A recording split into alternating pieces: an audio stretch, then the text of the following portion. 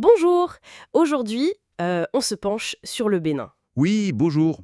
Un pays qui fait pas mal de bruit en ce moment. Exactement, surtout sur les réseaux, avec des sons comme Hatcheji qui deviennent viraux. Tout à fait. Mais bon, derrière cette image, il y a aussi des défis euh, assez sérieux. Oui, on pense aux tensions régionales, aux débats sur les libertés, la sécurité aussi. C'est ça.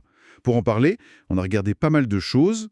La presse béninoise, internationale. CAFO Web, Banuto, VOA Afrique, La Nouvelle Tribune, Afrique sur 7, Mongabay. Des rapports aussi, Afrobaromètre, Timbuktu Institute, une note de l'Instat sur l'écho, des communiqués officiels. L'objectif, c'est un peu de démêler tout ça, ce mélange de rayonnement culturel et de réalité plus complexe. Commençons par ce rayonnement justement. Acheji Daoviwesu, c'est un bon exemple. Ah oui, cette phrase critiquer, manger et dormir. Elle est partout, sur TikTok, Facebook, CafoWeb en parlait. Ça montre vraiment une vitalité culturelle. Et TikTok, parlons-en. C'est un peu une vitrine à double tranchant, non? Bah oui, d'un côté, t'as des influenceurs qui cartonnent, genre Manouton, La Chichi, Oyono, Top Critique les mentionne. Mais de l'autre, il y a des controverses. Clairement. Comme cette TikTokeuse Aloe Mayra, l'histoire où elle dit avoir mangé du sang, du queue pété. Ça fait un tollé, ça. La Nouvelle Tribune a même parlé de nid de grossièreté pour la plateforme. Oui, ça a lancé tout un débat sur l'image du pays en fait. Quelle image on renvoie?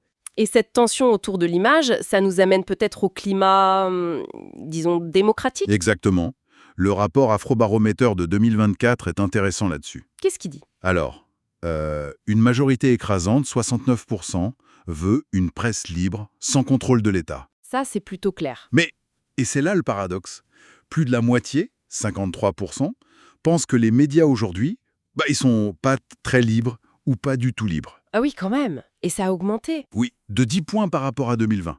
C'est pas rien. Et ce n'est pas que la presse, j'imagine. Non, Afrobaromètre note aussi une baisse de la perception d'autres libertés depuis 2014. Lesquelles, par exemple? Celle de voter librement, perçue par 83%, de s'associer politiquement, 77%, et surtout, la liberté d'expression, là on tombe à 58%. Donc, même si une majorité, 60%, dit encore que le Bénin est une démocratie, Oui, pleine ou avec des problèmes mineurs, il y a une insatisfaction qui grandit sur comment elle fonctionne, cette démocratie.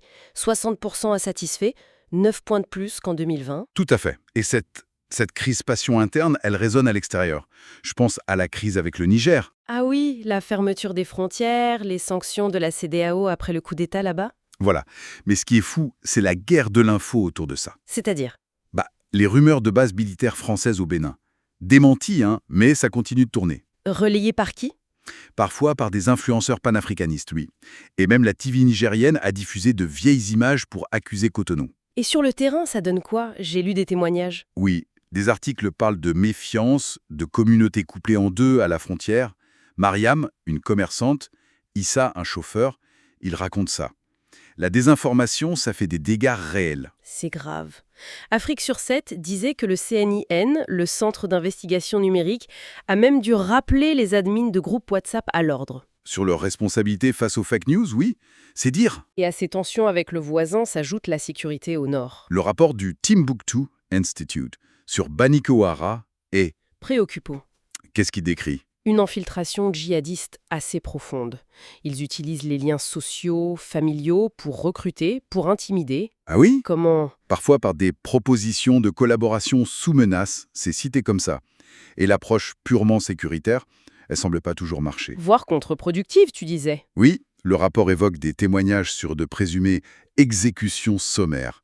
Du coup, les gens se méfient des forces de défense et de sécurité, des FDS. Ils ont peur de parler, de dénoncer. Exactement.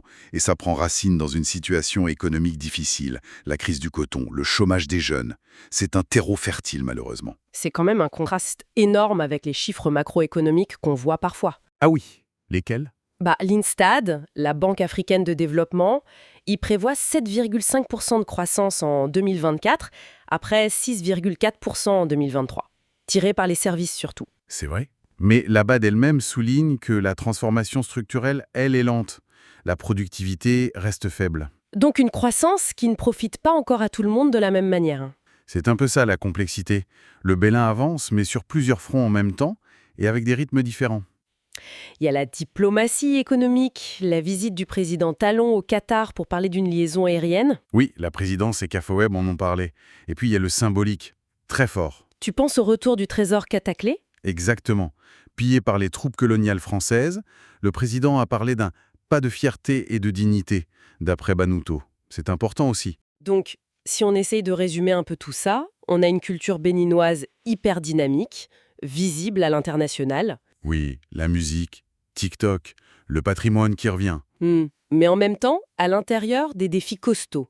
Un espace démocratique qui semble se rétrécir pour certains, Des tensions avec les voisins nourries par la désinfo, une insécurité au nord qui s'installe. et une économie qui croît, certes, mais qui peine à se transformer en profondeur. C'est exactement ça.